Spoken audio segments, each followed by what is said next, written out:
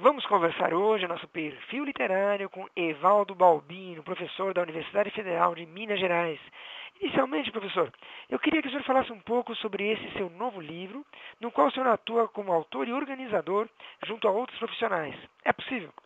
Correto, Oscar. Bom, primeiramente, eu gostaria de dizer que eu sou um dos autores do livro e, mais precisamente, um dos organizadores. Na verdade, juntamos 3 doutores em literatura, né, 2 professores, um da Federal de Goiás, que é o professor João Batista Cardoso, eu aqui da Universidade Federal de Minas Gerais, né, da UFMG, e um professor também, que atualmente ele não está atuando como professor, que é o Fernando Ferreira da Cunha Neto.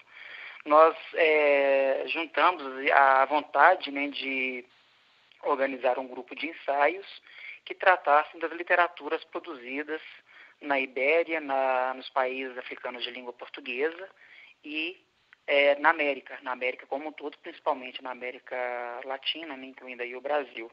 Então foi a partir dessa vontade, dessa produção de artigos que dialogassem e que falassem sobre essas culturas, essas literaturas, é que nós decidimos organizar esse livro, né?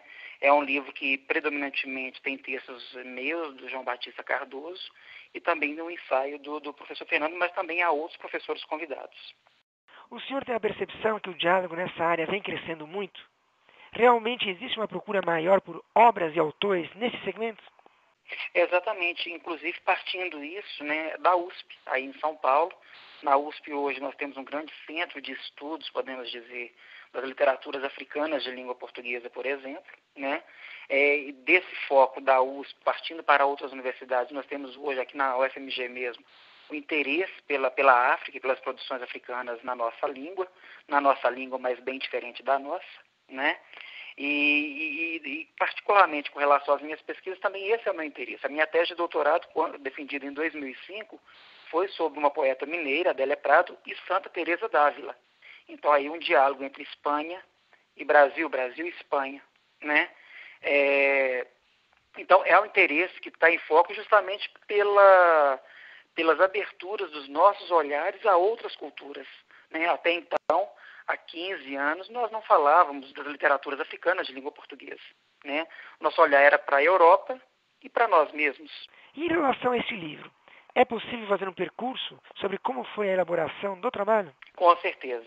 Bom, nós somos, ao todo, 16 professores, né? Em sua maioria doutores, discutindo as literaturas ibero-afro-americanas, 16 professores e 18 ensaios. Né? 16 professores e 18 ensaios. Os autores, em termos gerais e assuntos tratados, são Mário de Carvalho, em Portugal, com o livro Um Deus Passeando pela Brisa da Tarde. Há um estudo sobre o Caio Fernando Abreu, o nosso Caio Fernando Abreu, né? Há uma exceção no livro, que é um professor da Federal de Goiás, o professor Heleno Godoy. Ele discute a poesia e a prosa contemporâneas do Zimbábue, um país de colonização anglo-saxônica, né? Portanto, isso foge da linhagem geral do que nós discutimos no livro, que é a questão da Ibéria, da África portuguesa e da América Latina e América portuguesa, no caso do Brasil. Mas o trabalho dele foi muito bem-vindo, porque mostra essa resistência da poesia do Zimbábue, da literatura do Zimbábue, né, contemporânea, com relação à dominação sobre eles, feita pela cultura inglesa, e como que essa literatura, esse discurso resiste a essa dominação no nível simbólico mesmo. Também trabalhamos com Ferreira Goulart, Lígia Fagundes Telles, temos Vargas Llosa, nosso vizinho aqui. Discute-se muito um determinado artigo do professor João Batista, lá de Goiás, o realismo na América Latina, as novas tendências do realismo na América Latina, né? Miguel de Cervantes é revisitado por um professor da Federal do Amazonas. Trabalham-se com 2 autores brasileiros, Arnaldo Santos é de Angola, né? Também é o autor trabalhado pela professora Kelly Milene. O conto angolano é revisitado aqui de um modo muito interessante. Também um conto, um discurso que se mostra e que resiste perante a dominação portuguesa, né? Assis Brasil é outro autor revisitado. Há de interessante também, Oscar, nesse nosso livro, um artigo da professora Maria Luísa Rezende Chaves, e eu chamo atenção para esse artigo porque ela é uma historiadora. Então, é o olhar de uma historiadora entre olhares de críticos literários. E ela, a professora Maria Lúcia, vai se debruçar justamente sobre o Cortiço de Aloysio Azevedo, uma obra já muito revisitada e conhecida pelos brasileiros, né?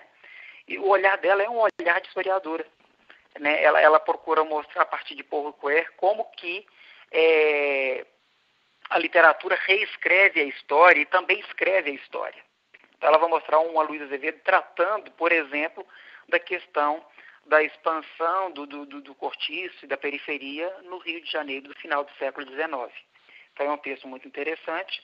Terminando aqui esse panorama da obra como um todo, em termos bem gerais, a professora Sandra da Conceição Cardoso trabalha dois autores, William Gibson e Alfredo Sirkis, para falar justamente de tendências da ficção científica, que ela vai chamar de cyberpunk e tupinipunk. Esse tupinipunk seria, digamos, uma apropriação brasileira desse cyberpunk, que são gêneros da ficção científica que misturam a questão da robótica e do ser humano, do homem e da máquina, né? Isso aí numa ficção científica elaborada num viés bem kitsch, né? Num viés bem contemporâneo. Temos também Milton Atum e Haroldo Maranhão, que são trabalhados por um professor da Federal do Pará, e o nosso eterno e sempre Guimarães Rosa, né? E falando especificamente do que eu proponho, são dois ensaios meus. Mais uma vez eu volto a Adélia Prado, Minas Gerais, em dois ensaios.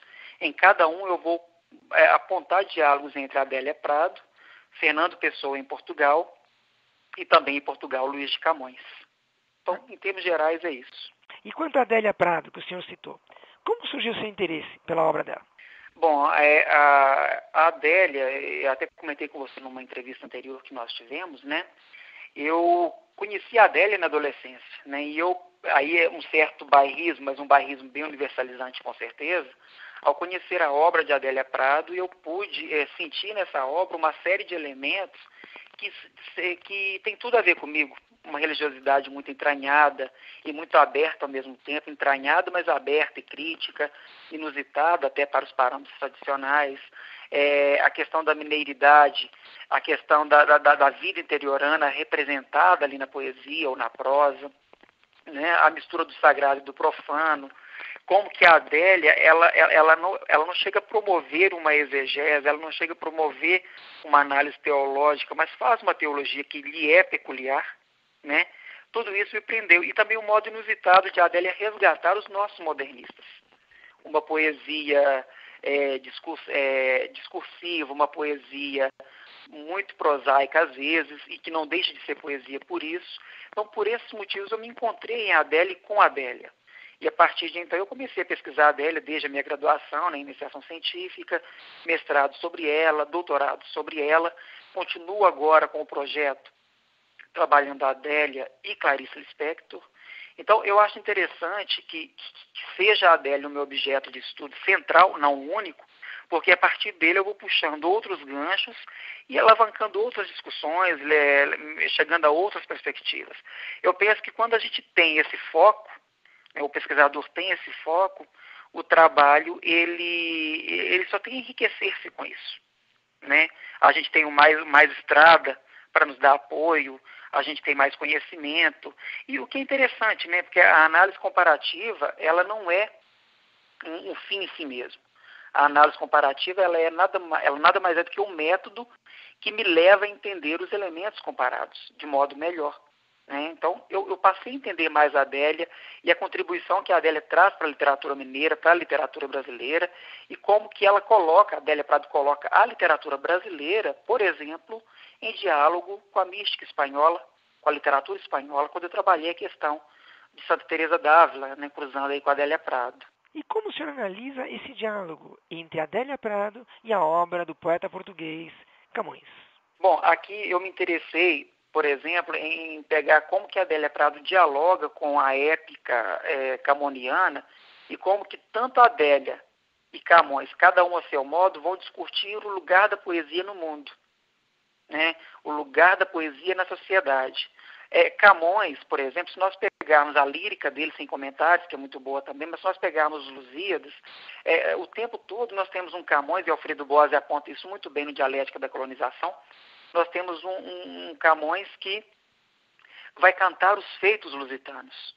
Portanto, existe ali um canto, né, ao colonialismo, um canto ao mercantilismo. Por outro lado, né, a voz épica de Camões, ela é contraditória, como toda voz humana é. E no seio do livro Os Lusíadas, nós vamos encontrar vozes dissonantes, vozes que não apoiam, pelo contrário, se contrapõem ao mercantilismo, ao colonialismo. Então tem o episódio do Velho e do Restelo, mas se chegarmos mais ao final dos Lusíadas, a gente percebe que a voz camoniana se demonstra cansada de cantar para um povo que só buscava satisfazer os desejos econômicos. E que essa poesia, esse canto, não tem ouvidos, não tem uma audiência.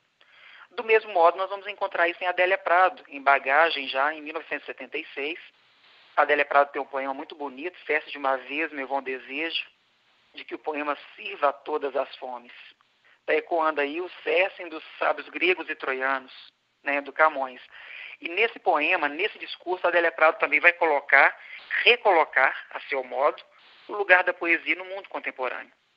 Uma poesia que também não é, digamos assim, esperada e aplaudida pelo grande público, mas uma poesia que, infelizmente, está circunscrita num público menor, né? Que é lida, apreciada e que leva à reflexão um grupo menor apenas.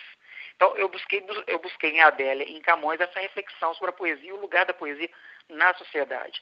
Aí eu busco Walter Benjamin para discutir a áurea da obra de arte, o lugar que a obra de arte ocupa numa sociedade cada vez mais consumista, cada vez mais preocupada com a mercadoria e não com a arte em si. A arte, ela não se quer mercadoria muitas vezes, né? Geralmente ela não se quer mercadoria. E no mundo que só valoriza cada vez mais a mercadoria, a arte perde seu lugar. Walter Benjamin já fazia essas discussões. E também a Adélia Prado com Fernando Pessoa, né? Eu discuto basicamente Alberto Caeiro e o modo como esse heterônimo de Fernando Pessoa vai retomar a vida da província como uma base de sustentação para a própria vida. É um sujeito que tem como referência a província, que é o que vamos encontrar em Adélia Prado. Esse apego à província e aí a Adélia vai até certo ponto além de Caeiro, porque em Adélia Prado existe explicitamente uma tensão entre a província e o litoral. Desde Bagagem, nos livros em prosa, percebemos sujeitos, narradores, que estão ali na província mineira, mas que estão com os olhos atentos ao Rio de Janeiro, ao mar, à abertura, né, para o global e não apenas presos ao local. Mas Caeiro também, de certo modo, já fazia isso. Apesar de ele se apegar à província, ao rio ali do povoado dele, ele não deixava de discutir também questões do humano de qualquer lugar e de qualquer espaço. Anteriormente, o senhor citou ensaios sobre a literatura do Zimbábue, e acredito que poucos conheçam a literatura desse país.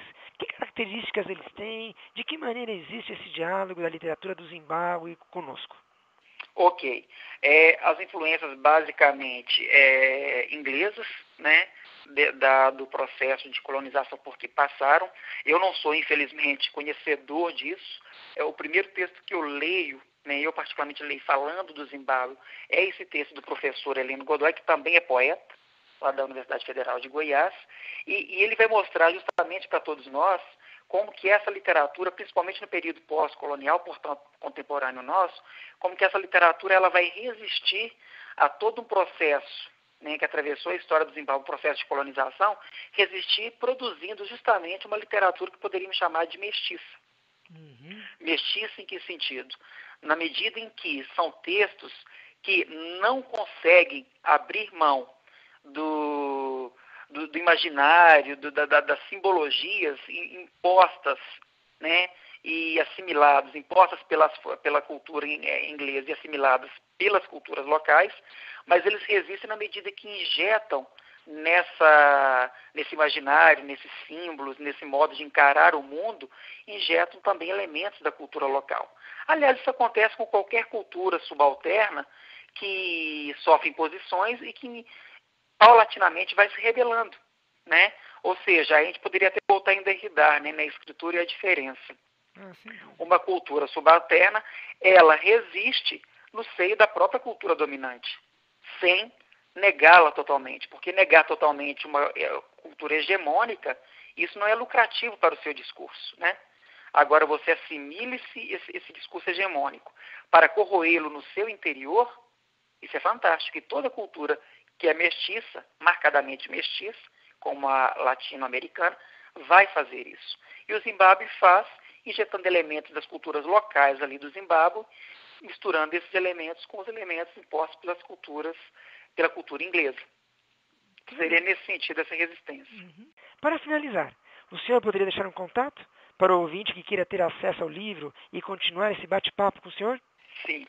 Bom, com relação ao acesso ao livro, Oscar, no site da Universidade Federal de Goiás, pela editora que é a editora da site da PUC, Pontífice Universidade Católica de Goiás.